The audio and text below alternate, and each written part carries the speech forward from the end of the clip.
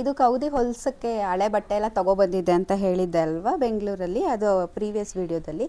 ಅದು ನೋಡಿ ಕೌದಿ ಹೊಲಿಸಿರೋದು ಎಷ್ಟಾಗಿದೆ, 1 2 3 4 ಇನ್ನೆರಡು ಆಗಿದೆ, 6 ಕೌದಿ ಆಗಿದೆ.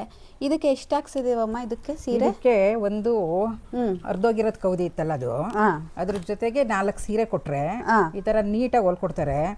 ಆಮೇಲೆ ಬೆಡ್ಗಳು ಏನಾದ್ರು ಹಾಳಾಗಿದ್ರೆ ಇದನ್ನ ನೀಟಾಗಿ ಈ ತರ ಇರೋ ಸೀರೆಗಳು ಕೊಟ್ರೆ ಯೂಸ್ ಮಾಡಲ್ಲ ನಾವು, ಇನ್ನು ಆ ಸೀರೆ ಉಟ್ಕೊಳ್ಳೋದೇ ಇಲ್ಲ, ಆಮೇಲೆ ಆ ಸೀರೆ ಬೇರೆಯವ್ರು ಕೊಡೋಕ್ಕೂ ಮನಸ್ಸಿಲ್ಲ ನಮಗೆ ಅಂದಾಗ ನಾವೇನು ಮಾಡ್ಬೋದು, ಈ ಥರ ಹೊಲಿಸ್ಬೋದು. ಆಮೇಲೆ ಕ್ಲೀನಾಗಿ ಹೊಲ್ಕೊಡ್ತಾರೆ, ನಮಗೆ ಹಾಸ್ದಾಗ್ಲೂ ಏನು ಇದಾಗಲ್ಲ. ಇದು ನೋಡಿ ಈ ಥರ ನೀಟಾಗಿ ಒಂದ್ರ ಪಕ್ಕನೇ ಒಂದು ಹೊಲಿಗೆ ಹೋಗಿರುತ್ತೆ. ನಾವು ಮುಂಚೆ ಎಲ್ಲ ಕೈಯಲ್ಲಿ ಹೊಡಿಬೇಕಾದ್ರೆ ಥ್ರೆಡ್ಡಲ್ಲಿ ಹೊಲಿದ್ರೆ ಸರಿಯಾಗಿ ಹೋಗ್ತಿರ್ಲಿಲ್ಲ ಅಲ್ವಾ, ಆ ಥರ ಇರಲ್ಲ. ಆಮೇಲೆ ಬಾರ್ಡ್ರೂ ನೀಟಾಗಿ ತುದಿಗೆ ಹಾಕಿ ಈ ಥರ ಮಾಡಿದ್ದಾರೆ.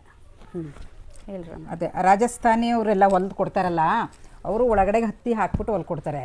ಆದರೆ ನಾವು ಬಟ್ಟೆನೇ ಹಾಕ್ಸಿರೋದ್ರಿಂದ ಏನಾಗುತ್ತೆ ಅಂದರೆ ಅದೇನು ಸುತ್ಕೊಳ್ಳೋದಾಗಲಿ ಮಾಡೋದಾಗಲಿ ಆಗಲ್ಲ. ನಾವು ಸುಮಾರು ವರ್ಷದಲ್ಲಿ ಕೌದಿ ಹೊಲ್ಸೋದು ಹೇಗೆ ಏನಪ್ಪ ಅಂತ ಹೇಳಿ ಯೋಚನೆ ಮಾಡ್ತಾಯಿದ್ವಿ. ಇತ್ತೀಚೆಗೆ ಗೊತ್ತಾಗ್ತಾ ಇದೆ ಅದರಿಂದ ಎಷ್ಟು ಯೂಸ್ಫುಲ್ ಇದೆ ಅಂತ. ಅದರಲ್ಲೂ ಬೇಸಿಗೆ ಕಾಲದಲ್ಲಂತೂ ಕೌದಿ ಹಾಸ್ಕೊಂಡು ಮಲ್ಕೊಳ್ಳೋದೇ ಚೆಂದ, ಬೆಡ್ ಮೇಲೆ ಮಲ್ಗ.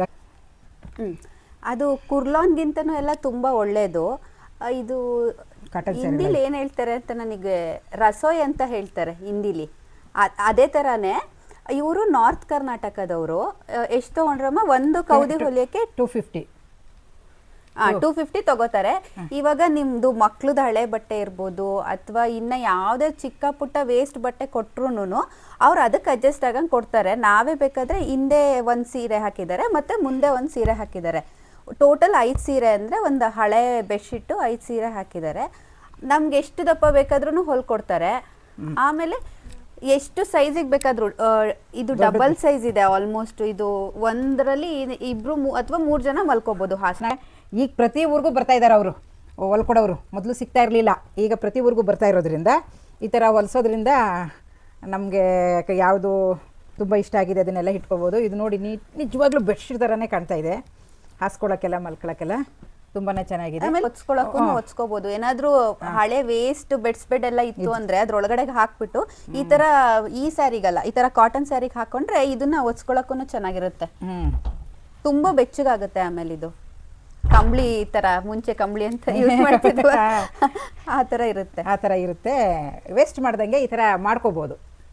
ಇದು ಐಡಿಯಾ ಇಷ್ಟ ಆಗಿದೆ ಅನ್ಕೊಂತೀನಿ. ಯಾರಿಗಾರು ಇಷ್ಟ ಆಗಿದ್ರೆ ಲೈಕ್ ಮಾಡಿ, ಶೇರ್ ಮಾಡಿ, ಕಮೆಂಟ್ ಮಾಡಿ.